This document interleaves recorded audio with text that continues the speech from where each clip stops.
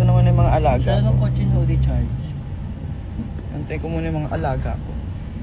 Bago tayo bumomba. Reconnecting? Ayun na.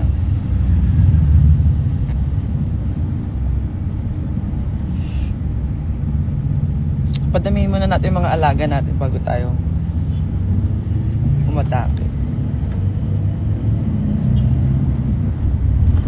Dahil actually kagabi ko pa talaga gustong umuwi ng Manila right after ng show ko dito. Sabi ko magbubuk na lang ako ng flight kami nila Carl para makauwi na lang ng Manila kasi sobrang nag-worry na ako kay Bana. Pero kinausap ko siya, sabi niya magpahinga na daw muna ako dahil alam niya pagod din ako. And at the same time wala kami makuwang ticket na pauwi agad agad kagabi. Gilagahol na. Galgalan.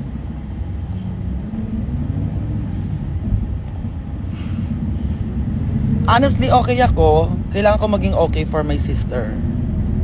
Kasi sa amin dalawa siya yung may mas mabigat na nararamdaman. So, walang kwenta yung mga nararamdaman ko ngayon. Yung amats ng hormones ko. Kailangan ko muna siyang labanan, si self, 'di ba? Kasi sobrang kailangan tayo ni Maxi. Excited ako umuwi kasi para sa kanya. Sabi niya nga 'di ba kagabi,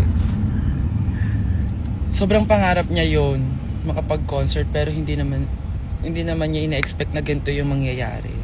And also sa mga ibang, alam mo yun, ang dami kasi pa rin talagang negative na tao, ang dami pa rin toxic na tao na ipipilit nilang gawan ng mali, na nagsasabi na bakit ka kasi nagpauto, nagpaganyan, bakla tao lang, be. Tao lang. 'Di ba? Kasi ang dami pa rin ng babash, ang dami pang pinipilit na i-take as negative, as toxic yung mga nangyayari.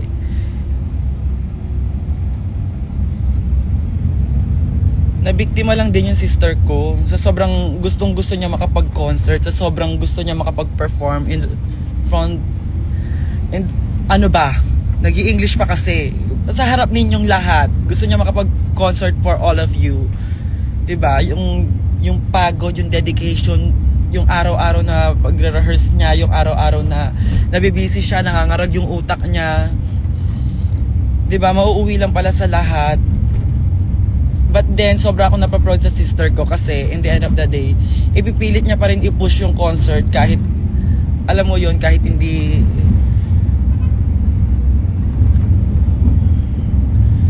alam niyo yun, kahit sobrang bigat na nangyayari sa kanya, ipupush niya yung concert. Huwag tayong mag-away-away, huwag nyo nang i-bash si Maxi, huwag na kayong magsabi ng kung ano-ano pa, dahil isa lang naman ang kaaway natin dito, si Ervil lang. Ervil, kung napapanood mo to, hayop ka, magkikita rin tayo. Hindi pwede mag-cross ang landas natin dahil hindi ko maipapangako yung magagawa ko. Promise. Ready ako mabash ng tao, sabihin nyo ng squatter ako, sabihin nyo ng balahura ako.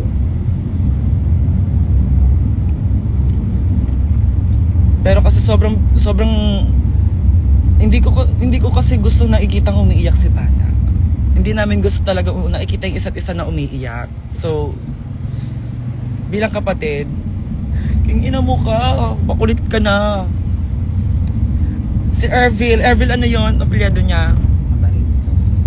Abarintos. Ervil Abarintos. Yes. Ang ina mo ka, o kaya kahit sino pang mga nasasakupan mo na may kinalaban dyan sa mga pinagkagawa-gawa nyo sa kapatid ko. Actually, ayoko mag-spread ng negativity, ng toxic in social media kasi you know me naman, guys. I am one of the most beautiful creature of this world. Pasok. Pasok. Hindi, pero 'di ba? Kayo din, kahit kayo naman din pag nakanti yung kamag-anak ninyo. Okay lang. You know what I mean?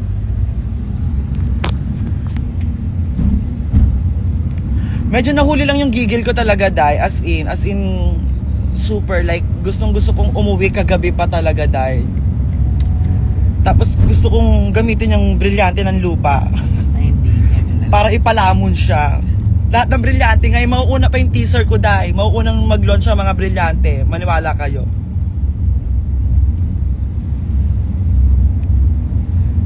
King inang yan. Tapos nag-show pa ako sa kanila nang nakaraan sa staycation. Slaycation. Hindi rin ako bayad doon, tang inang yan. Mapagod lang din ako. Diba? Sila yung mga taong aabusuhin yung kabaitan mo. Yung pagiging... Yung... Ano bang tawag doon, Carl? Yung... Dahil gusto mo yung ginagawa mo, yung passion mo sa isang bagay, gagamitin nila yon. Ginamit nila yon para makapanloko ng tao. My God! Tsaka, hindi nakakamaganda. Kaya palang pangit-pangit mo, Ervil, no? Sobrang pangit mo. Nakita-kita eh. Sobrang pangit mo, hard. Hard pangit ka. Wala kang bahid ng ganda, dahil. Mula ulo hanggang paa. Ugali. Panlabas na anyo. Panloob na anyo. Madumi ka, kadiri ka. Nabubuhay ka sa pangiis ka. Gusto mo yon, yung mga pinambubuhay mo sa pamilya mo, pinambabayad mo ng lalaki mo, yung mga ari-arian mo, galing sa panloloko ng tao. Tsaka, ano yan ngayon, nagtatago ka, kawawa ka naman. Hindi pa ako tapos sa'yo, ay ipopost ko pa mukha mo, be. Marami pa tayong proseso.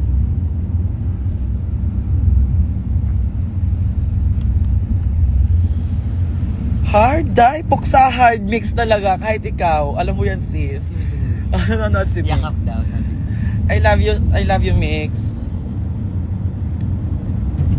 Diba? Tang-inang yan. Tang-inang yan ni Ervil, die. Hindi niya na-uplift yung community, sis. Kausapin mo yan. Mix Chanel. Turuan mo siya paano mag-uplift ng community. Mali-mali siya, sis.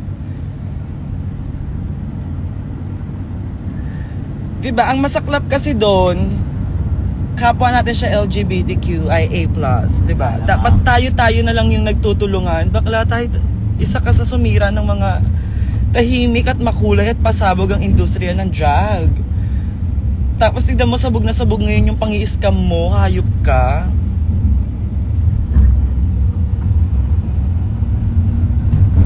Paano yun? Anong kwento mo nun? Baklang pangit, leche. Kaloka.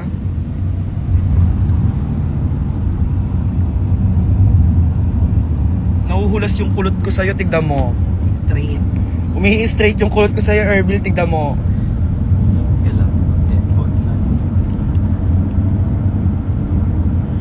Tanginan to. Dapat kasuhan, di ba, Kuya Ada? Dapat kasuhan.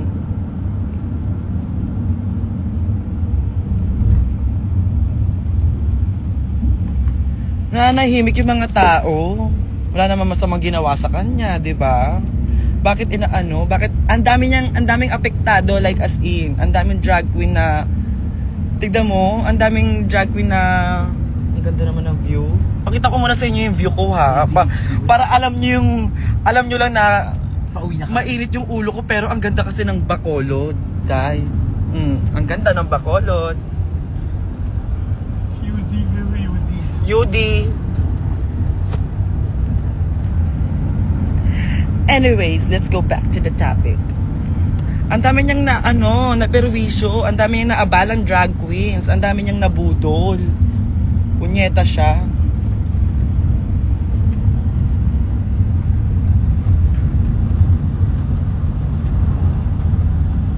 Yes, babalik yan with a different name, pero same mukha. Hindi siya makakapagtago. Ang kapal na mukha niya. Hindi nagaganda yung mga ganong mukha.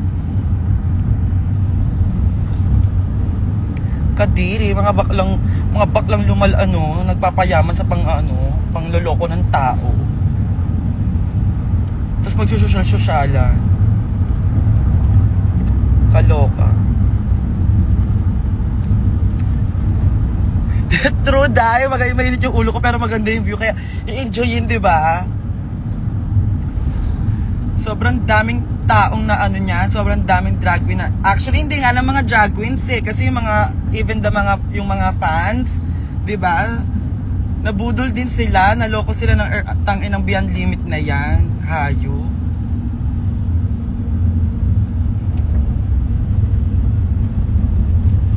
Diba? Yung gantong ganda, pinagpipilahan nga to. Hayop naman to si Ama Coronel. Cha! Cha!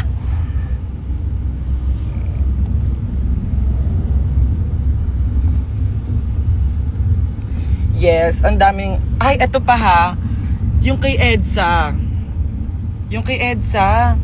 My God, kahit sa Edsa inutangan ng 20,000. Oh my God, nakakahiya kang bakla ka. Hindi mo man lang naisip. Alaga mo, inaawit. Pinuksa mo yung alaga ko din yun siya sa Edsa. Alaga ko rin yun. GB ko yun din siya. Ang hirap ng 20,000 si producer. My God, para saan? Kaya naman everyone, guys, nananawagan po ako sa inyong lahat sa mga pwede pong makapag-abot ng tulong para sa ating mga local drag queens na apektuhan, na nabudol, na scam, di ba? And also, wag na natin i-spread yung negativity and toxicity. Ayaw mo na yon. Basta yun, alam niyo yung ibig kong sabihin, di ba? GV lang, isa lang ang kalaban natin dito, yung mga tao nang gagambala ng katahimikan ng kagandahan natin, di ba?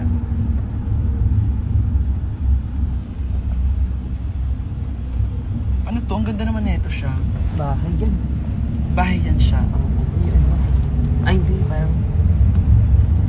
Ang ganda, pamasyon-masyon siya. Pamasyon-masyon. Magkakaganyan din ako isang araw pag hindi na scam. Hindi na scam. Asenso sana tayo eh. May mga scammer lang eh.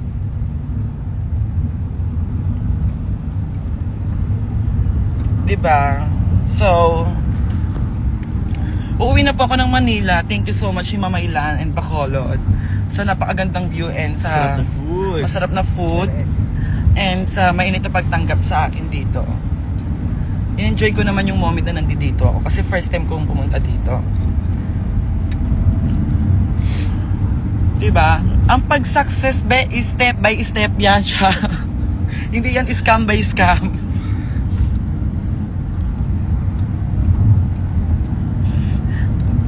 Dahil pangit talaga si Ervil, promise. Patingin ako ng ano. May picture ka ba? Tingin akong picture niya. Pakita natin yung mukha niya. Para gusto niya yun eh. Gusto niya magpapansin. Gusto niya magpasikat. Give natin. Di ba? Bakit naman natin yung pagkakait na pakilala natin sa buong mundo, sa mga viewers natin, yung scammer. Ito na, wait lang. Di ba? Masaya ka sa perang ano eh. Sa perang... Nakaw. Yes, ninakaw mo. Ang gobyerno lang, wow. Ito yan siya. Hard filter pa siya dito. Ayan yan siya.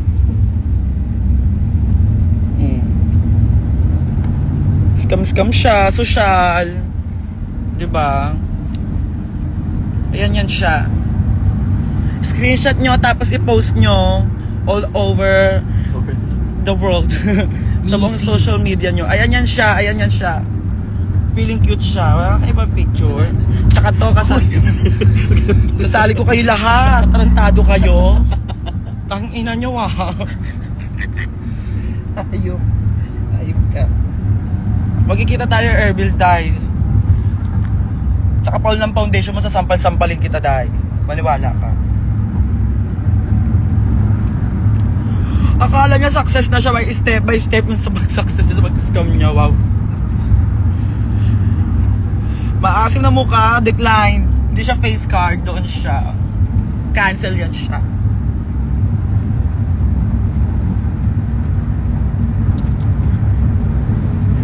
Scammer nga ne. Ano?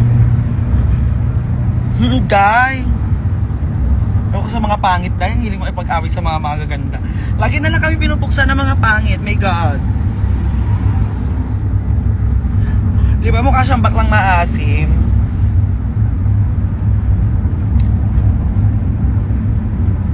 Ay pa-evil eye pa siya, di ba? Sabi ko sa inyo.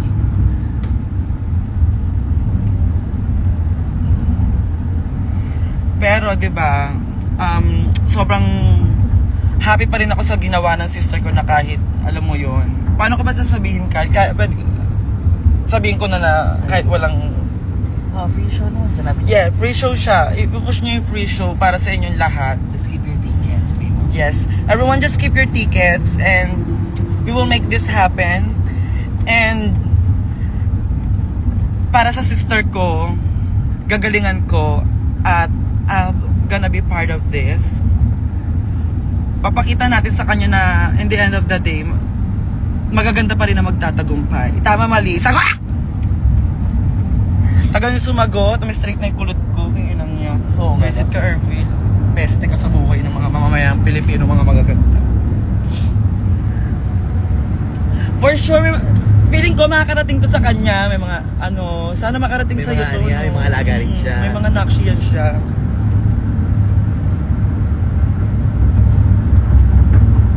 Sobrang kawawa ka naman. Ano na lang kaya mangyayari sa future mo? Karma is a bitch, my love. What goes around, comes around. Mas pwedeng sabihin natin na nabudol mo, nakuha mo yung kumita ka, pero nasan ka ngayon? Nagtatago ka. Magpapakasasa ka sa pera, yes, pero mabilis lang ang pera kasi, be. Totoo talaga yung sinasabi nila, ang pagpapakatao, hindi talaga nababayaran, no? Hindi nabibili.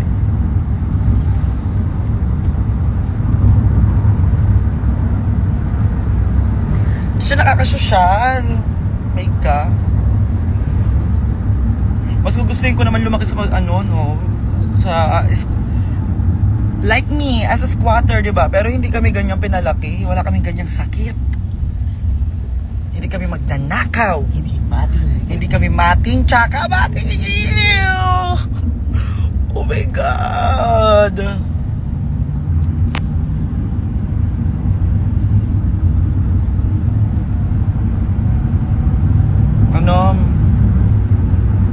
Ma-up mo si Mother Mix. Asan ba si Mix?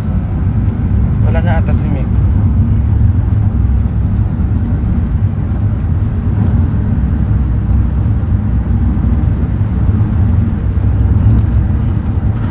O nga, scam nga siya. Pero, well, hayaan na natin, ipagpasa Diyos na lang natin. In the end of the day, wala naman na tayong magagawa. Pangit na talaga siya. Diba? Diyos na bahala sa kanya.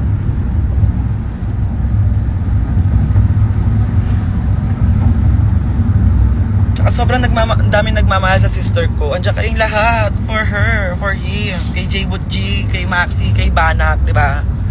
Love natin yan siya.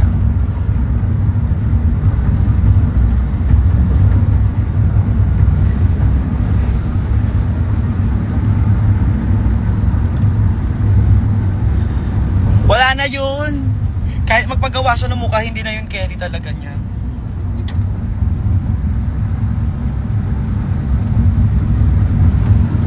Yes, si Lord na ang bahala. Tsaka naniniwala naman tayo sa karma kasi, di ba? So, totoo yun. Anyways, pag na natin siya pag-usapan, hindi naman siya maganda. Tignan nyo na lang yung view dito sa Bacolod, to.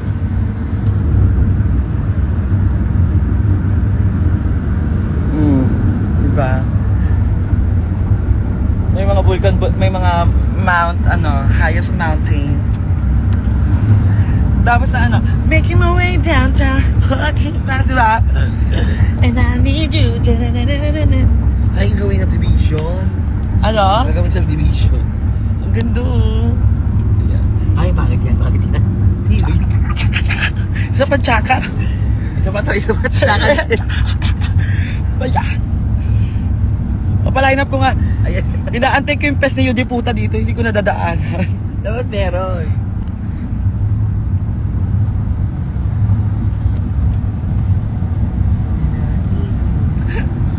Playtime. Yudi Puta, saan yung ano mo dito? Yudi Puta, ano tawag dyan? Billboard mo. Mga ganyan-ganyan mo. Ah. Wala. Wala ko Yudi Puta nakikita. Oh my God. Hindi yan tayo. Pero ang ganda ng view. Alam mo, gusto ko nag-travel lang kanya. Tapos, ayun.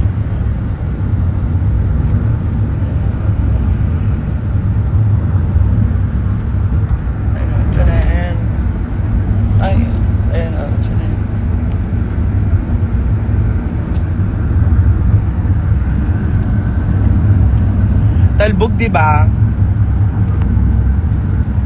Well, anyways, guys. Mamaya tayo ulit magchikahan. Airport na kami tayo. Sa airport na tayo, natin ipagpapatuloy yung mga eksena natin. Boarding na kasi pala kami. So, ang mission, Ang mission ay umabot ulit sa sa... nangyari kahapon. Oo, kahapon alam nyo ba? Di ba nag-live pa ako bago ako pumunta ng Airport. dito sa Bacolod. Nagnomo pa ako. Day, muntikan ako maging kwento, muntikan talaga ako maiwanan ng airplane. Like as in, pagdating namin, lagi kaming ng ganyan. Ang tawag dito, yung maiiwan na kami. Final call na. Oo, final call na. Alam niyo naman ang Filipina Goddess ninyo, makupad kumilos. Laging late nga ni. Pero umaabot kami, yun naman. Hindi, tumakbo. Ang ending, nag-fan run doon sa Airport. sa airport sa Naiya. Pero ayan, nandito na kami sa airport. Oh my God!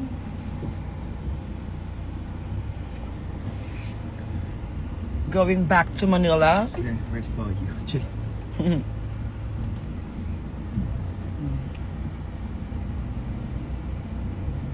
So yun, nababay na muna everyone. Magla-live ako ulit mamaya pag nakauwi na ako. And yeah. See you everyone.